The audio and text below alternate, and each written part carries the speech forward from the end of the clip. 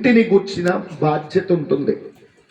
ఎవరి ఇంటి మీద వాళ్ళకి ఎక్స్పెక్టేషన్స్ ఉంటాయి. అర్థమైందా? నీ ఇంటిని గురించి నేను ఆలోచించును, నా ఇంటిని గురించి నువ్వు ఆలోచించు. లోకంలో మనుషులు కుటుంబాలుగా విభజించబడ్డారు. అందుకే ఎవరి కుటుంబం గురించి వాళ్ళు ఆలోచించుకుంటారు, ఎవరి ఊరు గురించి వాళ్ళు ఆలోచించుకుంటారు. మనుషులందరం ఒక్కటే.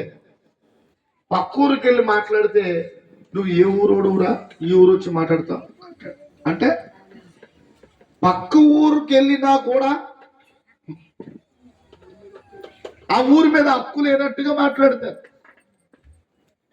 అంటే పక్కనే అయినా ఇక్కడ ఊరుల్ని బట్టి వ్యత్యాసం, పట్టణాల వ్యత్యాసం, రాష్ట్రాల వ్యత్యాసం. మొన్నటిదాకా ఆంధ్ర తెలంగాణ కలిసి ఉంది. అదేదా వాళ్ళు అంటారు ఆదరగొండి అంటారు, ఆదరగొండి మీరు అని అంటారు. ఇక్కడ ప్రాంతాల వారీగా వైషమ్యాలు చూసారా? మనుషులందరూ ఒక్కటే, మానవులందరూ ఒక్కటేనని, మహిళ దేవుడు ఒక్కడేనని. వీళ్ళేరి తమ్ముళ్ళు దేవునికి స్తోత్రం.